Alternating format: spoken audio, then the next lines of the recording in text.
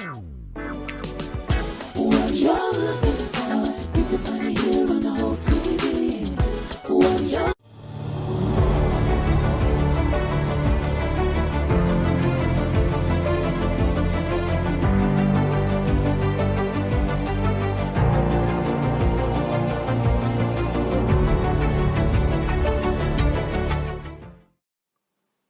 Well, good morning, good morning, good morning. And this is the day that the Lord has made.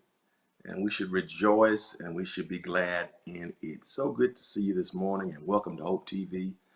I'm E. Dewey Smith. I am the chief hope dealer here at the Hope TV. And we're so excited that you've carved out a portion of your Friday and to allow us to bring you and to provide you with the daily dose of hope. It's incredibly exciting. It really is just to have this top opportunity to come and to share and just to, have a moment of fellowship and, just to be thoughtful and to be reflective and, to be inspirational about what we believe and what we think. And I'm just honored. I really, really am that you've carved out a portion of your day this first Friday in May to spend with us here at the Hope TV. And good morning, everybody who's already tuning in and bringing your comments. Good morning, everybody. Ola Currington Johnson, God bless you. She's tuning on Facebook. Welcome. Everybody who's watching my Apple TV, Roku, Twitch, Amazon, Fire TV, Facebook, YouTube, the various websites, whether it's E. Dewey Smith website, House of Hope website, House of Hope West Point, our newest streaming platform. Some of you know, some of you don't know, we launched a new ministry even in the pandemic, in the month of February, in the West Georgia area, in Douglas County, and this Sunday at 9 o'clock, you'll be seeing that service streamed throughout all the platforms as well. So I'll be preaching at the Atlanta church at 7:30, and then the West Point church at 9, and then the Atlanta church at 10:15. So you get a chance to see those services of what I preached this past week at West Point. And so I'm excited that you tune in. So check us out. And also those who watch it through Hope TV through that website. So we're excited that you're here, and I appreciate you. Drop us a line. Let us know the city and the state and the country from which you are viewing. It means a lot to us. Very, very important.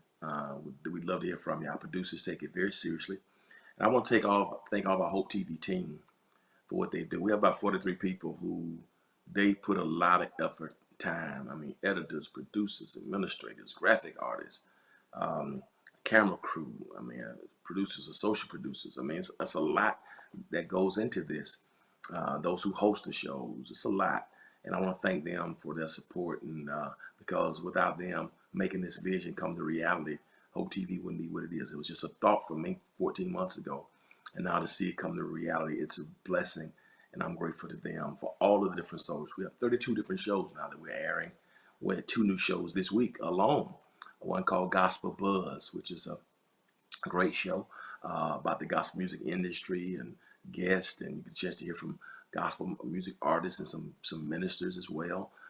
Very powerful. Listen to some music as well, and new music that's been released. Very powerful. We're glad to be airing that program. We also have another one, a wonderful show that I'm excited about. Different holy. We're trying to do holistic content. This one's called Cooking with Flavor with KL. It started this past Tuesday at 11, and it's going to air tomorrow again at 1. Cooking with Flavor with KL. That's Keith LeCount. And so some of you who home and want to know how to cook, I mean, he does everything, baking, cooking, you name it. And I think you're going to really, really enjoy that show. And cooking shows are real big, and this guy's a major cook, so I want you to check it out. I think you'll be blessed by it. And if you're watching through a platform that will allow you to subscribe, to like, to comment, or to share it, very, very important. Very important that you do that. Every time you subscribe, you can get notifications as to when new content is uploaded. We're streaming all day long. It's funny. I was talking to a colleague yesterday who was saying, "Man, when you guys started, people were talking about, man, is he gonna have programs every day? Man, why do they keep airing so much? Every time you turn on, they're airing something." So it's kind of negative, talking kind of negative. Now it's not the same people. Man, what are they doing? How can we get ours?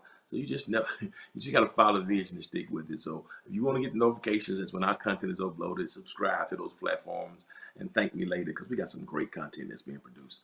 Um, those like buttons help us with our algorithms, our social media engagements, as well as our impressions. When you like it, that's major for us because it helps us to get into more platforms and helps us to be on a recommended list. Sometimes you're watching YouTube or something, you see other people, other videos pop up. How does that happen? It's based on likes, it's based on trends, so it puts us in different types of territories when you like it. So hit the like button. Very, very important. Help us to spread this particular platform and the Hope TV. Your comments are preeminently important, particularly in times like these when I'm doing these types of teaching sessions. Those comments help us with our impressions as well. So comment, talk back to me. And then your share button, my goodness, what could we do without share? Because when you share it, that really lets us get exponential growth opportunity. So share that link. Watch party, share. Share the website link, share the YouTube link, share the Facebook link, have a watch party, share it. Let people know that you got some good content that's coming on. And I certainly would thank you for that in advance. Now listen, I'm gonna get right into our lesson today. We've been in deeper dive. Good morning to you, Francis. Thank you so much. Thank you. God bless you. I appreciate those kind words and thank you for your support. I'm excited about today, and I need y'all to ride with me today because today is going to be kind of heavy. So I need you to ride with me today. And I've been talking about this for the last couple of weeks. We've been leading up to this. We're in deeper dive, and we're really doing what's called systematic theology. Some of you who've been to Bible college or seminary or been some serious students of the Bible and theology. When I say systematic theology, you know what I'm talking about. When you go to seminary or attend a theological institution, you know, you got whole degree programs in systematic theology. And so what I'm sharing with you today and what I've been sharing for the last couple of weeks are things that we would have in those classes. The only difference is we can only do so much in 30 or 40 minutes once a week, but the same kind of content, same kind of conversations. And every now and then on Fridays, I push it a little harder than others because I want to make sure that it's practical and it's understood. Good morning to you, Tina. God bless you. And so I push a little hard sometimes, back up. So today is a very powerful conversation, and I'm going to just stay with me because I'm going to be giving you a lot of information today. And don't be, don't be intimidated by it or don't log it off because you don't think it's relevant. I think it's very relevant if we want to grow and go deeper. So this show is called A Deeper Dive. It's my podcast as well.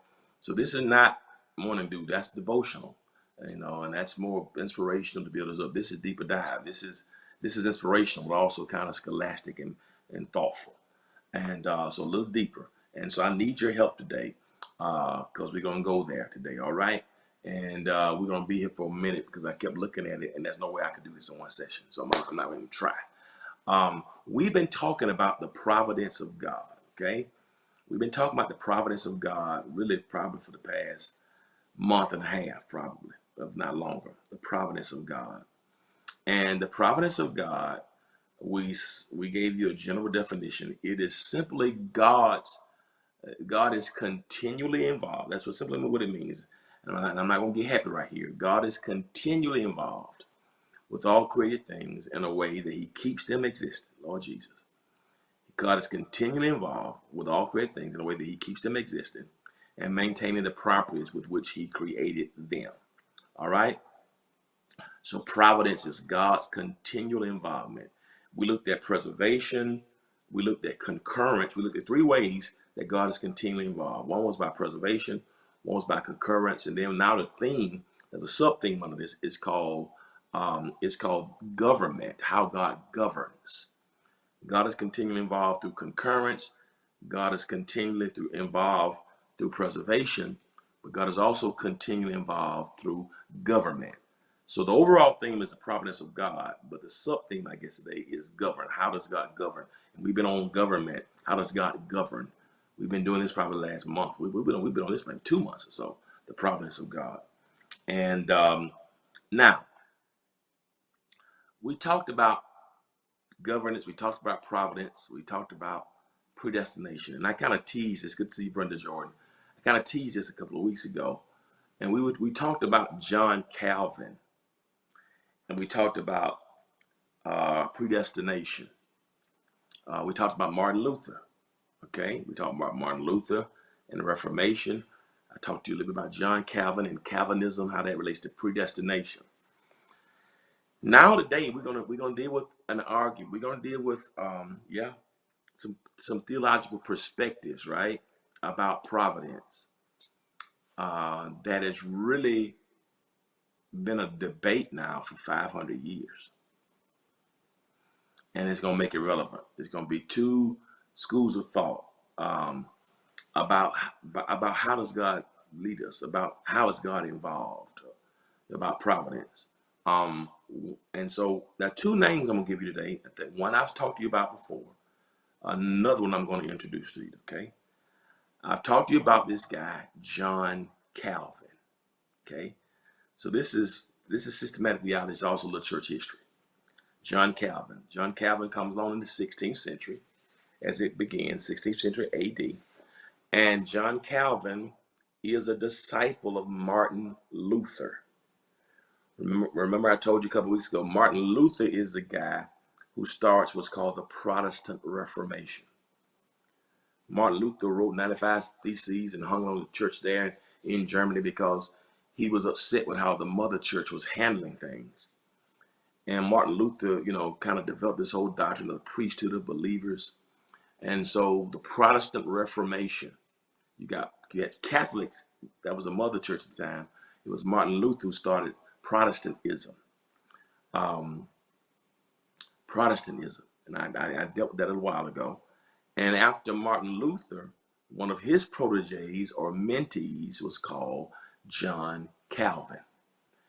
And John Calvin, some of you have heard of the denomination Calvinism. Calvinism, that's a denomination. That is a derivative of people who, I'm a Calvinist. Today, you meet people like I'm a Baptist, I'm a Methodist, I'm a Pentecostal. You have some people say I'm a Calvinist. I'm a Calvinist. You also have people who say that I'm a Lutheran. I don't know if you've heard of these denominations. You don't just have Baptists and Methodists and Episcopalian and Church of God in Christ, AME, CME. Those are denominations. But you also have what's called Lutherans, and you have Calvinist. And so the Lutherans come from Martin Luther. Calvinists come from John Calvin. Y'all with me so far? Now, John Calvin is also one of the leaders. Thank you. That's right. Thank you, Tasha. So John Calvin is one of the leaders of the Reformation period. And the Reformation was when they broke away from the Catholic Church. What really happened was Martin Luther got mad because they were doing a lot of things that were just off doctrine, where people felt they had to go to a priest to pray. In the Catholic Church in the early centuries, they would sell indulgences, which basically meant if you sinned, they had a whole list of prayers that you had to go and pray for had to go pay for a particular prayer. They called selling indulgences. Martin Luther like, no, this ain't wrong. So he really talked about how some things were off doctrinally, and this whole concept of the priesthood of all believers, meaning now we can pray to God for ourselves, not having to pay the priesthood. All that came through the Reformation. It's called a Protestant Reformation. So you got Martin Luther was the first, Lutherans come from him. All right. Then after him, you got John Calvin. You got people today who are Calvinists. So you check me out. You got people right now who are Lutherans and who are Calvinists, and they come from those gentlemen. They believe in what was espoused by Martin Luther and John Calvin. All right. Now hold on to that for a minute. John Calvin. All right. Disciple of Martin Luther, leader of the Reformation period. All right. But there's another name I'm going to introduce to you today that's very, very important. And this is Jacobus Arminius. Jacobus Arminius. Jacobus Arminius. Now, Jacobus Arminius actually comes on after John Calvin. When John Calvin dies, Jacobus Arminius is really like 4 years old. So he didn't know John Calvin. Calvin died in 1564. Jacobus Arminius comes along in 50. He's born in 1560, so the mid part of the 16th century AD, right? But here's what is interesting. Jacobus Arminius, when he matured, early on he was a Calvinist. So he followed the teachings of John Calvin. To be honest with you, John Calvin's son-in-law became his professor. So that's how Jacobus Arminius was connected to John Calvin. He was taught by John Calvin's son-in-law. So early on, he was a Calvinist. But then as he got older and he got involved in theology, he read through the book of Romans, and he came with some different views that he disagreed with Calvin. And to this very day, family, this theology is affected in incredible ways. Even you and I, right now. Many of us don't know this, but the positions that were argued and espoused by John Calvin and Jacobus Arminius affects all of us right now. Affects all of us right now to this very day. Almost 500 years later, right? We are still affected by what John Calvin taught and by what Jacobus Arminius taught. Y'all ready? Y'all ready to ride? All right. Now, so here is the issue. There are the two topics we're going to discuss today. One is called Calvinism. The other is called Arminianism. All right? Are y'all with me here? So you got Calvinism on one side, Arminianism on the other side. And you might not think these words, some of you might be totally disinterested. You might not think this has nothing to do with you and your belief system. Yes, it does. I'm going to show you how. Even to this day, even though these gentlemen have been dead for almost 500 years, Arminius, to this very day, 400 years from me, to this very day, we're still going back and forth and debating their positions. Now let me jump right in. Let's talk about Calvinism. All right quick. Calvinism centers on the supreme sovereignty of God. And here's a word we talked about a couple weeks ago. I told you I was going to come and get this: predestination. And y'all hold on to that for a moment, because I'm going to come back to that. We're going to be right there. So Calvinism, folks, it centers on the supreme sovereignty of God. Okay? Predestination. He had something called, let me break it down for you, all right? That's good, Tina. One decision can affect a domino effect. That's good. That's a good observation. Basically, Calvinism, you can kind of, in seminary, they gave us what's called the tulip acrostic. Tulip. Should have put that on the screen. That kind of explains Calvin's position. Tulip. A little flower, the tulip. TULIP. I'm glad they did that, because that's how I kind of got through college, memorizing stuff like that. Tulip. John Calvin's position is, if you understand the word tulip, remember that word tulip as an acrostic, and it's really right there, and I should have put it on the screen for you. Tulip. You see, first of all, it is total depravity. T, that's the acrostic. Total depravity. That human beings, that mankind, that womankind, were totally depraved. That's the T part of that acrostic. I'm going to deal with that more in a couple weeks. So T, totally depraved. Then there's U, unconditional election. T, total depravity. U, unconditional election. Then there's an L, limited atonement. Now don't worry about these right now, because I'm going to break every one of these down. I'm just giving you foundation now. Total depravity, unconditional election, limited atonement. Then you got the I, irresistible grace. I'm going to show you how this is very deep. I'm laying out for you now. Irresistible grace. Then you got P, the perseverance of the saints. Please, I'm going to be talking about this on the next couple of weeks. The tulip acrostic. So whenever you see John Calvin, just remember tulip. Calvin likes tulips. Calvin bought his wife tulips. Calvin bought his daughters tulips. This tulip, total depravity, unconditional election, limited atonement, irresistible grace, perseverance of the saints. That's basically the gist of Calvinism. But I got to break that down for you as we go through the next couple of weeks. I'm going to break some of it down for you today. That's TULIP. Now, Arminianism is different. Even though Jacobus Arminius used to be Calvinist, he switched later on. He disagreed with some things Calvin taught, and I'm going to share with you why it's so deep. We don't hear a lot about Arminius now. Many of us don't hear a lot about Arminianism now. A lot of us hear more about Calvinism or Lutheranism, but Arminianism is deep, all right? And I'm going to share with you why.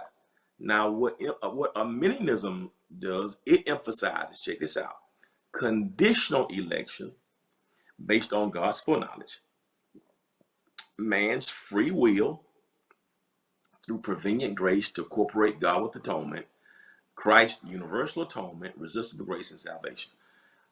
I'm gonna give you these right now because Calvin is more popular, really, to be honest with you. And he's more popular, but just because he's more popular does not mean he's more powerful. Let me share with you why. That's Arminianism. Okay. Now today, you got it. TULIP. Yeah. TULIP. Without the S. TULIP. Total depravity, unconditional election, limited atonement, irresistible grace, perseverance. TULIP. TULIP. That's John Calvin. Now, Arminianism is heavy, and I need to talk to you about it. We need to go deeper. Here is why. Because Arminianism affects denominations and what we believe. I'll share with you why. All right. For instance, Methodists and Nazarenes, they are Arminian. When you study Methodism and John Wesley, who was one of the founders of John Wesley is the guy who started the Methodist Church. John Wesley, he and his brother Charles Wesley. If you study Methodism, John Wesley. And you also have people called Wesleyans, but John Wesley is the guy. So all Methodist churches, whether it's United Methodist, whether it's AME, Zion, CME, Methodism, and Nazarenes, all are Arminian, not Calvinist. Okay? Then you got Presbyterians. Presbyterians are what they call Reformed, or that's like Calvinist, right? So you got Calvinism, which is Arminian, but the argument now is called Reformed. It's got Reformed, and you got Arminianism, all right? But let me share with you why this is very deep, Arminianism, the Arminian view. It's deep because those of us, my father was a Baptist. My mother came from Apostolic Overcoming Holiness Church. I was a Church of God in Christ musician. So I'm hodgepodge, right? But you will find amongst Baptists, Episcopalians, Lutherans, and Churches of Christ, you find both views amongst them. There is no consensus, really. I would say that it's a mixed bag. Some of our beliefs are Calvin. Some of us may believe more on the Calvinist side. Some of us more on the Arminian side. In terms of our beliefs, Pentecostals are more Arminian. They're amongst for the most part, they're exclusively Arminian. But amongst Baptists, it depends on who you're listening to in terms of what they believe in. Episcopalians, and you'll find both views amongst Baptists, Episcopalians. And here's the funny thing: you'll find some Arminian Lutherans, which really is fascinating, because when you say Lutheran, that means that means Martin Luther. Well, Martin Luther and John Calvin were together, right? But it's funny how you got Lutherans who are more Arminian than they are Calvinists. But yet Calvinism and Lutheranism, they were connected. But you got Arminianism amongst Lutherans as well. So Baptists, Episcopalians, Lutherans, Churches of Christ, you find both views. Most Pentecostals, they're more Arminian. All right? I hope this is good for y'all. I'm trying to break it down for you. Now you're saying, okay, Pastor, this is good. Now you're telling me, so if I was amazed, some of you who are watching who are Baptist, who are Methodist, you probably never heard of Jacobus Arminius. What does that mean, Arminian? Or somebody who's Baptist, what do you mean Arminian? Jacobus Arminian. What do you mean? What kind of view did he have? These are theological views. If I'm a Pentecostal, what do you mean by Arminian? I'm going to share with them. I'm glad you asked that question. All right? Now let me break it down for you. Y'all ready? Next slide, please. Here's a gist of Arminianism. Y'all stay with me now. Listen very carefully. Arminianism, here's what it carries. Here's what it teaches: that human freedom and real human choices are necessary for genuine human personhood. All right. Now let me give that God's providential involvement in or control of our history must not include every specific detail. Let me break all this down for you. What this simply means, Arminianism means that I got a choice, that I got human freedom. That if I don't have human choice and human freedom, I'm not a real person. Now here's why that is interesting, because it goes against Calvinism. Calvinism basically says everything is already determined. I'm gonna hit that in a minute. You know, that everything about you is already predetermined, and then you can do about it. Forget your choice. Grace is irresistible. Ain't nothing you can do about it. That's why I gave you that tulip, the TULIP. One of the things was irresistible grace, that you can't resist it. That whatever's gonna be, nothing you can do. Okay? Arminianism says, hold up. So you trying to tell me that my whole life has been determined and my choice ain't real? I don't have no human freedoms? That everything about my life has already been put on me by God? That I'm not real? Arminianism says, well, if I don't have choice or freedom, I'm not a person. I'm a robot. Arminianism says I can believe in God. I can believe that God is involved and God is in control, but that doesn't mean that God controls every specific detail that happens to me. Arminianism says, okay, I believe in God's providence, but God didn't control this shirt I put on this morning. I believe in God's providence, but when I brushed my teeth this morning, when I was in Publix or Kroger, wherever you shop, that God didn't say, thou shalt use Crest, thou shalt use baking soda. Yeah, that when you wanted to date somebody, thou shalt date them. You know, thou shalt get your hair cut this way. Thou shalt buy this car. You know, thou shalt download this music. That every detail about our lives, and that's really what the Calvinism says. I'm gonna come back to that in a moment. Arminianism says, hold up a minute. I can believe that God is providential and involved, but that doesn't mean that every specific detail event that happens is because God did it. Arminianism says I have freedom, I have choice. You know, Arminianism looks at when, you know, even the Bible says, whosoever will, let him come. Arminianism says that's human choice. You know, the day you hear his voice, harden not your heart. Arminianism says God gives us a choice. You know, behold, I stand at the door and knock. If any man hear my voice and come in, I will come in. Or come unto me, all you that labor and heavy laden, and I'll give you rest. That's Arminianism, right? That's Arminian, meaning that we have choice, we have freedom. Doesn't mean what Arminianism says is God is providential, God is sovereign, but at the same time, we have a human choice and human freedoms. And that sometimes what God would do is sometimes God will respond to our human choices and our actions, and so that it'll come about where it can accomplish his ultimate purpose in the world. So Arminianism says we got human freedom, we got human.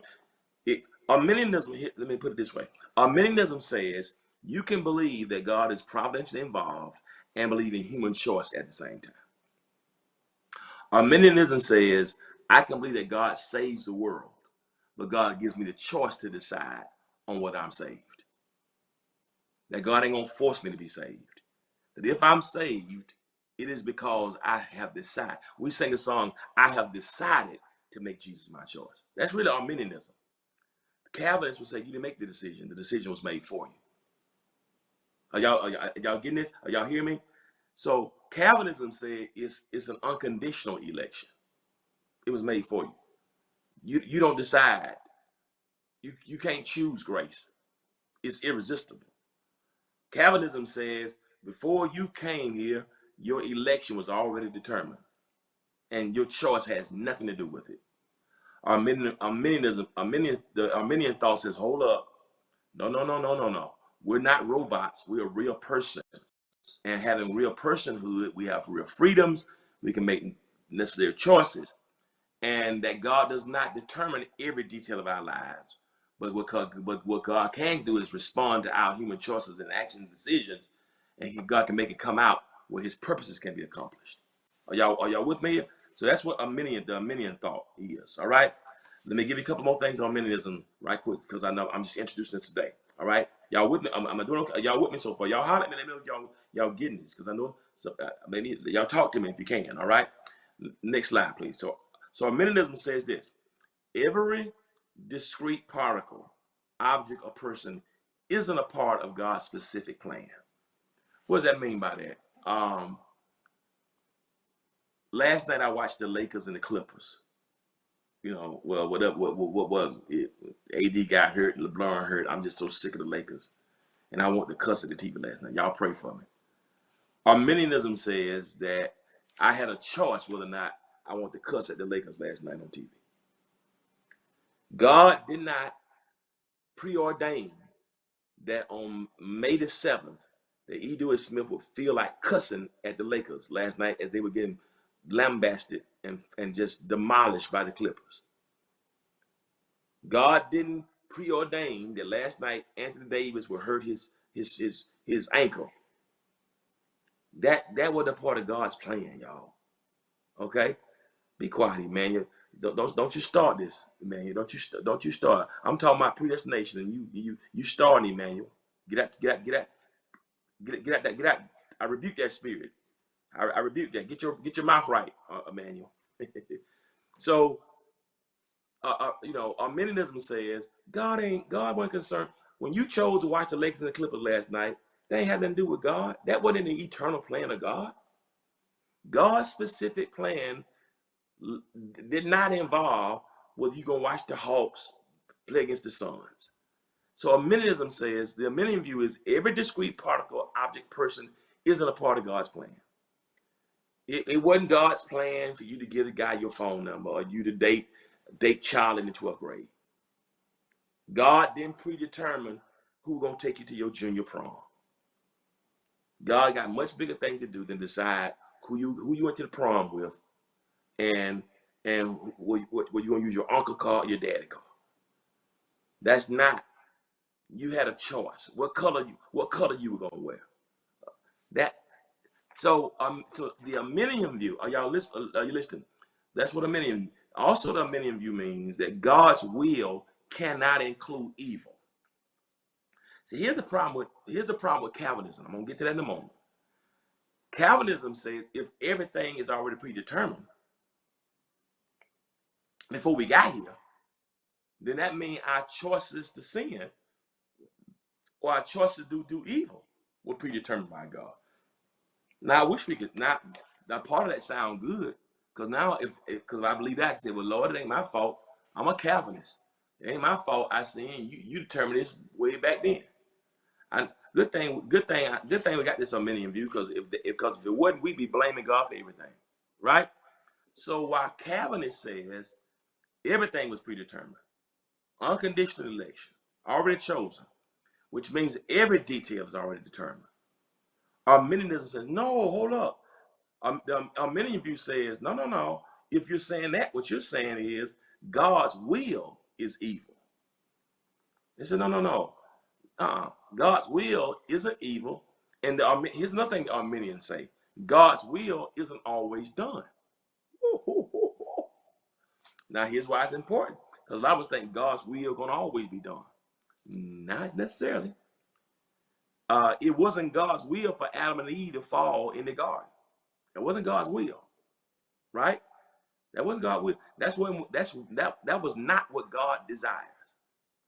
Calvinists would say God planned that. Arminian would say God didn't plan that. Adam had choice, but God knew that. Are we making sense? Are y'all hearing the difference? See, I'm glad. See, here's the problem. Every time you cuss somebody out or want to cuss somebody out, that God didn't plan that before you got here, y'all. That's really what the Reform view says. So Arminian says God's will cannot include evil because God does not design evil. For the book of James, let no man say when he was tempted that he's tempted by God, he's tempted of evil because God don't tempt us with evil. Well, Calvinists would say everything's already been determined. So if you're tempted, if there's evil, it was already done. That's what Calvinists or the Reform say. Arminian says, no, no, no, no, no. God's will cannot include evil. If I do evil, that's not because God planned it before I got here. Now, Arminian says, now God knew what I was going to do before I got here, but God doesn't plan it. You see the difference? Calvinism says everything is planned. We don't have a choice. Arminian says we do have a choice. We do have freedom, but God is still sovereign and providential. All right? Here's another one. Here's another thing about the Arminian view.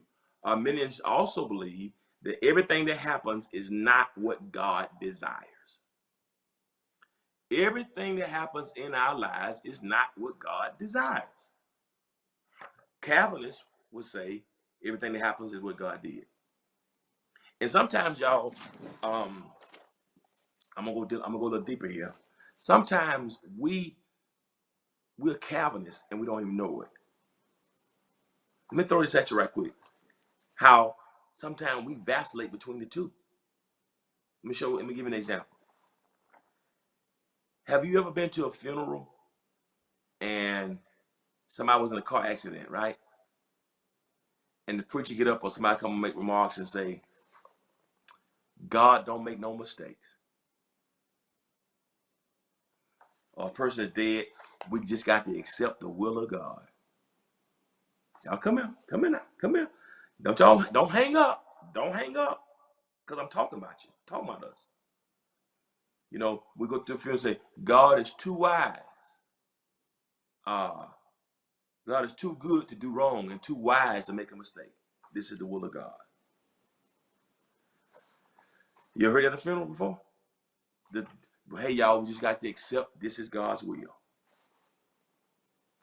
So are we saying that the person who died in an accident, that's what God willed?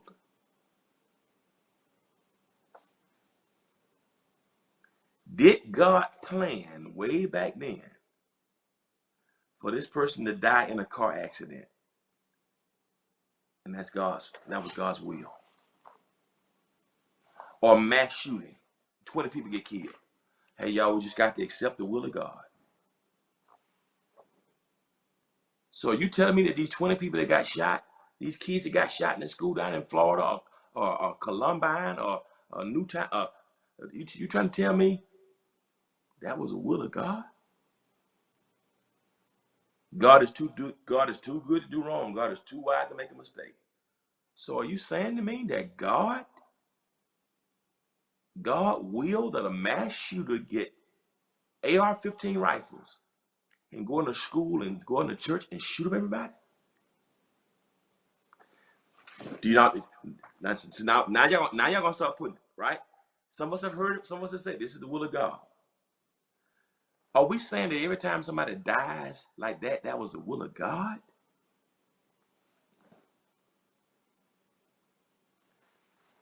Every single death, every single accident, every time a plane crashes, every time child is born with Down syndrome, God is too good to do wrong. God is too wise to make a mistake. This is the will of God. So you mean to tell me that every single thing that happens, good and bad, God predetermined it way back then? So the drunk driver that's got drunk and hit somebody and killed a family, God is too good to do wrong. God is too wise to make a mistake. That's more Calvinist. I don't believe. Okay, let me come back in here. Are y'all good? Are y'all good? Well, this is good to me. I love this kind of stuff. Do y'all see the differences? Okay, so put that last slide back up there. Good to see you, Ramon Walker. So here's what I believe. Here's what I believe. Let me give Arminianism before I get into my beliefs. Look at that last one. Good morning, Raymond Walker. Hey, sir, good to see you. Everything that happens is not what God desires. That's what Arminians teach. Every single thing that happens in your life is not what God desires. But that's not what Calvinism teaches. My heart got broken. Oh, God wanted it. I got fired. Oh, God wanted it. You know, my house caught on fire. Oh, that's what God wanted. Oh, my spouse died. Oh, that's what God wanted. Oh, my little brother died. He was 28. That's what God wanted. No. Arminianism says everything that happens is not what God desires. Calvinism says if it happens, it's because God fixed it that way back then. You see what I mean? By sometimes people can have two different views. They how we can bring in a hodgepodge, like we believe a little of that. But I want you to know where it came from. Okay. Let me go right quick to let me y'all get. Do I got time to do one more thing? Because this is gonna be we're gonna be here for the next probably month. It's gonna be deep. I need y'all to stay with me. Um,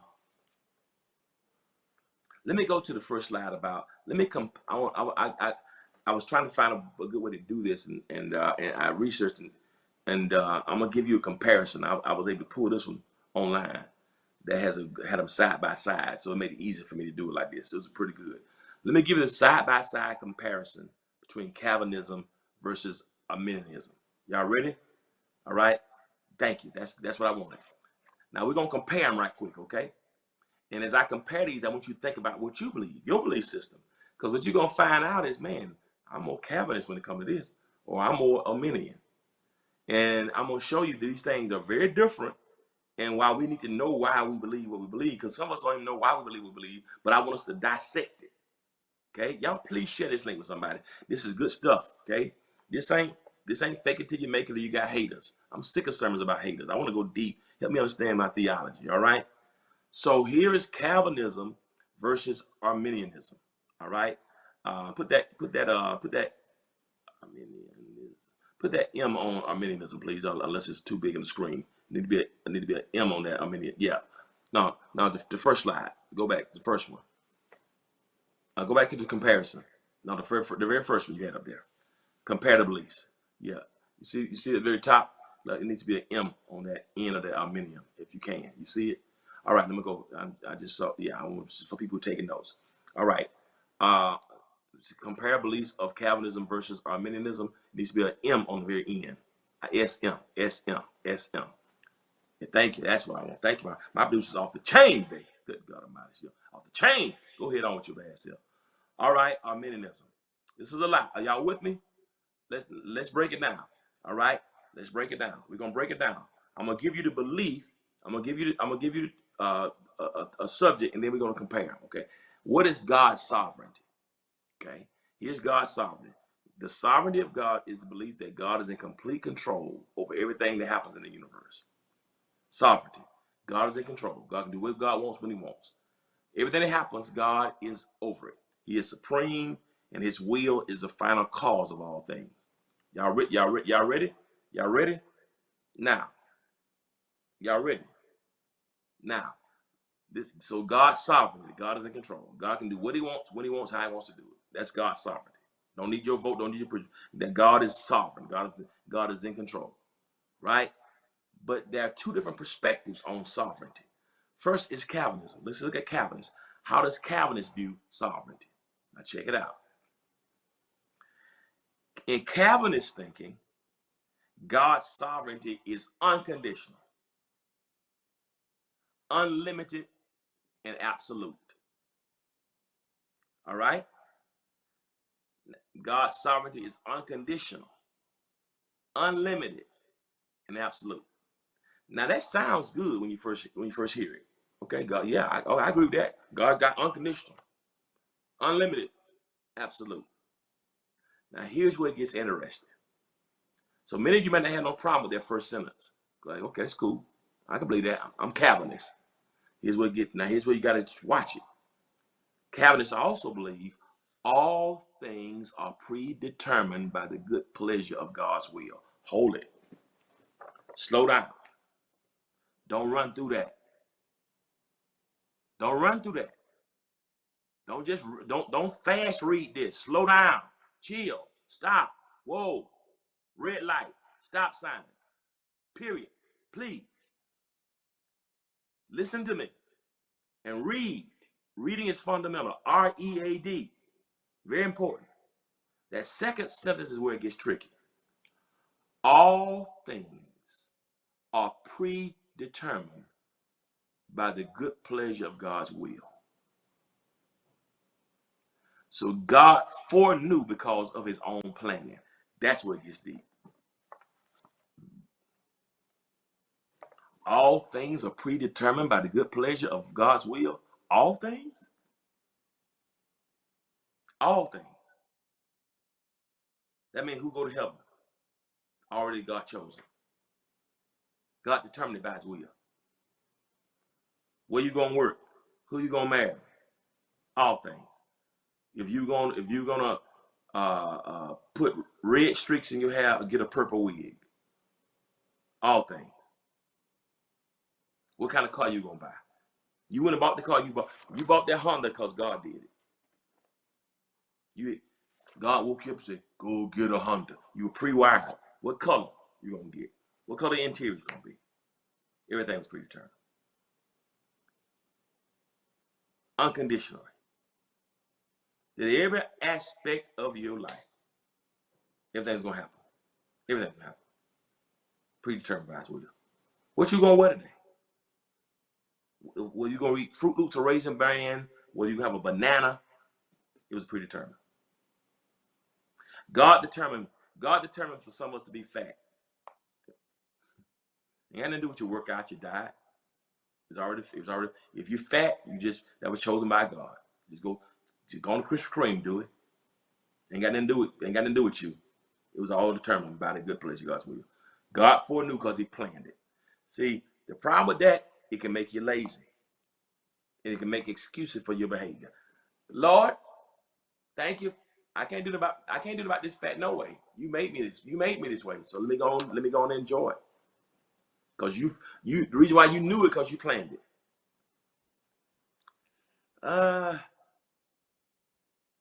So if you believe that everything is predetermined, if you believe that everything is predetermined by the good pleasure of his own will, then why pray?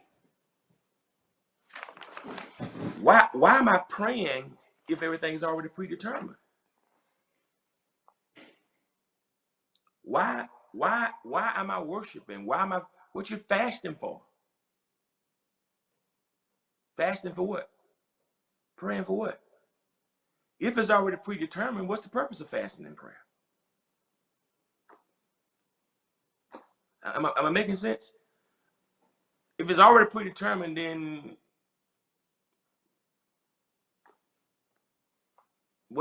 here's another thing we say sometimes too, y'all. I don't know if y'all heard this before. Some of us, and see, here's the issue. Some of us say Calvinist things, not knowing what we're really saying. Have you heard this before? What's gonna be, gonna be. Really? Have you ever said this before? What's gonna be, just gonna be. Really?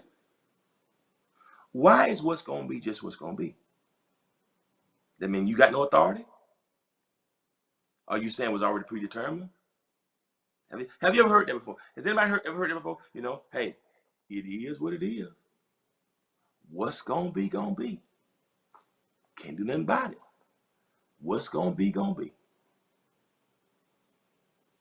You know what I'm saying? The reason why I got this tub around my belly, what's gonna be, gonna be. It is what it is. Do it while you're trying to eat a smoothie for breakfast or lunch with spinach and kale, with ginger and banana. Why you doing it? Why don't you just go to IHOP and get you some pancakes and some eggs? Why don't you just do that? Says what's gonna be, gonna be. It is what it is. What? If what's gonna be, gonna be. It is what it is. So are you saying that what's gonna be, gonna be? Because it was already determined? So what are you saying? Prayer can't change it? What are you saying? You have no choice in the matter? What are you saying? Things can't shift? What are you saying? I thought he gave us keys to the kingdom. Whatever we bind on earth shall be bound in heaven. And whatever we loose in earth shall. I thought that we said. So here's a question. I thought if you ask, it shall be given. Seek, and you shall find. Not, I thought you have not because you ask not. That's what you say. So the question is, are you Arminian or are you Calvinist? Because if what's gonna be, that's Calvinist. You have not because you ask not, that's Arminian. So sometimes we say stuff we sometimes we speak Calvinistically, sometimes we Arminian. The Calvinist side says all things were predetermined for his good pleasure. God foreknew because he planned it. The problem with that is it absolves it. The problem with that is that it takes away any responsibility for us. It takes away accountability. It takes away our authority. It takes away our power. It takes away our choice. It takes away our freedoms. I don't need to have no altar call because what's gonna be. I don't need to tell people come give you life to Christ because it's already been determined. And if God didn't select you, then you can't come. Why open the doors of the church? Because what's gonna be. You see the point? That's Calvinism. Now let me give you the Arminian view of this. And I'm gonna let y'all go. I hope this is making sense, y'all. I hope this is making sense. I know it's heavy. Y'all stay. This is gonna be good for the next month. All right. Now let me share with you the Arminian view of God's sovereignty. Y'all with me? Here's the Arminian view. Arminianism. Y'all with me? We tend to say things because we've heard it and it sounded good. You so right, CC. But I want us to see where it came from theologically, because we say stuff that we don't know. And a lot of times, what we say it can come from Calvin. It can be Calvinist, or it can be Arminianism. It can be Calvinism or Arminianism. Here's another one to the Arminian. Now, here's the difference. Like I told you now, with sovereignty, with the Calvinists, they believe all things were predetermined. Okay. Good morning, Cheryl from Philadelphia. Good morning to you. How much love to you. Now, here's what the Arminian believes about God's sovereignty. God's sovereignty. I like this one. To the Arminian, God is sovereign. God is sovereign, but God has limited his control in correspondence with man's freedoms and response. Woo! Did y'all see the difference? To the Arminian, God is sovereign. Okay, so in both views, God is sovereign. But there's a difference in how the Arminian views sovereignty, Arminianism views sovereignty, and how Calvinism views sovereignty. Go back to Calvinism for a minute. I want you to see the difference. Can you go back to the previous slide? I want to go back to that Calvinism to show you the difference. Now, look what it says in Calvinist thing. God's sovereignty is unconditional, unlimited. So Calvinism says through God's sovereignty, his sovereignty is unlimited, unconditional, and absolute. Now go to the Arminianism. Go to Arminianism. Arminianism says God is sovereign, but God has limited his control in correspondence with man's freedoms and with man's freedom and response. What does that mean? That simply means that although Arminianism says God is sovereign, but he has limited his control based upon freedom in your response. Now please be clear on this though. God limits his control based upon your response and your freedom. Okay, what does that mean? That he has limited his control. So that the difference between he has limited control. Listen carefully. I want you to get this right. Thank you for that, Tina, because I want to make sure it's clear. God is sovereign, but has limited control. Make sure I explain this clearly, because that's deep right there. Because that I gotta be careful that you hear what I'm saying. God is sovereign, but he has limited his control. He has limited his control. Not that God has limited control. God is sovereign, but he has limited his control. God limits his own control. Not that God has limited control. God is in total control, but God has limited his control. He's limited his control in correspondence to man's freedom and response. Y'all hear the difference? I do not believe that God has limited control. God is in total control, But relative to my choices and my freedoms, God will not control. God will limit his control over my thoughts, over my freedoms and my responses. What I mean by that? Please make sure y'all get this now. Y'all, I need y'all to holler at me right now because Tina just scared me. God's control is not limited. God is in total control. God has total control. But this is what God does. What God does is relative to my choices. When I came down here this morning, God limited his control relative to me putting this shirt on. God didn't pick me out the bed, take me to my closet, and move my hand up and make me get this shirt. Right? Right. So God is in control. It's not that God it's not that God could not have made me pick out the shirt, another shirt. But God limited his control to give me the choice and me the freedom to choose the shirt I want to wear. So not that God has limited control, but God has limited his control. When I went and got gas the other day, God didn't control me and make me go to QT. God didn't say, go to QT and don't go to Exxon. Go to BP, don't go to Racetrack. That's it. He has limited his control based upon your actions. It ain't that when I got ready to go to Chick-fil-A and I needed to order a salad. God didn't say, order the Cobb salad. God didn't do that. God gave me the choice to order the Cobb salad. Right? If that was the case, every time I want to get a milkshake or so when I want to go to Krispy Kreme, right? When I'm riding, I see the Hot 9 Line Center. God don't make my car go by it. God don't make my car go by it. God limits his control, and if I want to put up in Krispy Kreme to get that stuff that ain't no good for me, God will let me do that. Even though it may not see.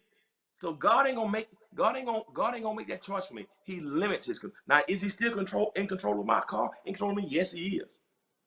But God will limit his control to give me the freedom to respond how I want to respond. Even though he's sovereign, even though he's got all power, he will limit his power and limit his control so I can make the choice that I want to make. Now, if I make a choice for me that's bad, I can't blame God. Calvinism says that it was God that said, order the Cobb salad, stay away from Krispy Kreme, put on this blue shirt, go to Racetrack. No. God, it wasn't in God didn't pre-design. Right? God gives us free will because he loves us. He gives us choice. Thank you, Emmanuel. You own it, brother. That's it. Beautiful. Whether we want to live, love it. Even though the choice is ours, God is in control. But God will limit his control. If you wanted to give a dude your phone number, if you wanted to holler at a girl, God ain't gonna say, don't give him the number. You got a choice to do it. God will limit his control in correspondence with our freedoms and our responses. Okay? Now, if you pray, God can give you clarity, give you direction. But Calvinism says it's already determined. Arminianism says God will limit his control. So God's decrees are associated with his foreknowledge. Now let me share this. Now, does this mean that God doesn't know what my choices are? Absolutely. God knew way back then what we'd be doing today because God is omniscient. God knew that I would get the Cobb salad and not the 12 count combo with Polynesian honey mustard and large lemonade. God knew that. God knew I wanted to get the number one, but get the deluxe with the lettuce and tomato on it. God knew that. But God also knew that I would use good wisdom and get the Cobb salad with light vinaigrette. God knew it. Did God know my decision? God knew this way back then. Everything about my life, God knew it. But although God knew it, He limited his control so I can make that decision. That's the Arminian view. So I can't say at Chick-fil-A, what's gonna be, gonna be. God already fixed it. What's gonna be, gonna be. Since God already ordered me, since God already ordained I'm gonna get this spicy deluxe combo, what's gonna be, gonna be. Since God already ordained that I can upsize it and get it large, what's gonna be, gonna be. It is what it is. Right? So Arminianism says that God is in control, but he limits his power. Not that he has unlimited power, not that he has limited power, but he intentionally limits his power to give us the choice to do what we're gonna do. Calvinism says you have no right, you have no say in the matter. Arminianism says you do have a say in the matter. That makes sense? I need to quit today. I'm over my time. This is gonna be a wild ride next month. I can tell you this is gonna be deep. Thank y'all for responding. Those who did respond, I hope y'all got it. I'm doing my best I'm doing my best. He's a loving God to allow us to have our choices. That's enough. Calvinism says he loves you. Calvinism says he loves you. That's why he decided for you, because you mess it up. It's deep because we're gonna go back and forth, right? Right? Does it make sense? So God is sovereign. God is in control. This is the Arminianism. But God will do, he will limit his control over our choices, our freedoms, and our responses. So you can make it for yourself.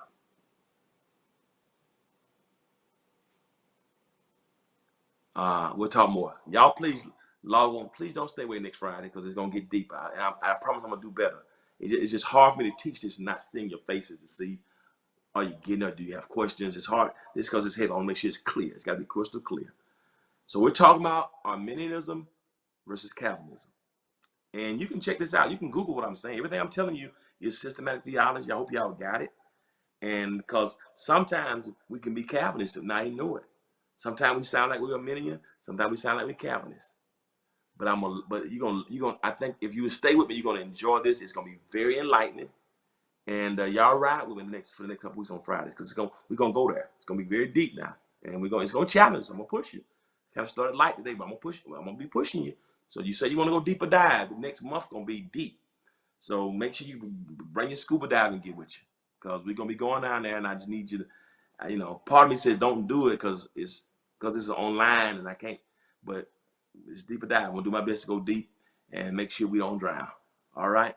I love y'all, and thank y'all for tuning in today. I'm gonna try to teach it without putting myself in it to the very end, so I can let the ideas wrestle. But I don't want to scare y'all. I want y'all to be misled. I want y'all to get the wrong impression. I want to make sure that you're learning right, correct theology, orthodox theology. But I'm trying to share with you, this debate has lasted since the 1500s, and it's not going anywhere, because both sides, you'll see. So y'all ride with me now. Please stay on the ride. Bring your scuba diving gear, because it's gonna get good. It's gonna get better. All right, I gotta let y'all go, and but I'm thankful that God has given me, that God has limited his power over my responses and given us to choose. And because of that, today I've decided I'm going to get me a smoothie.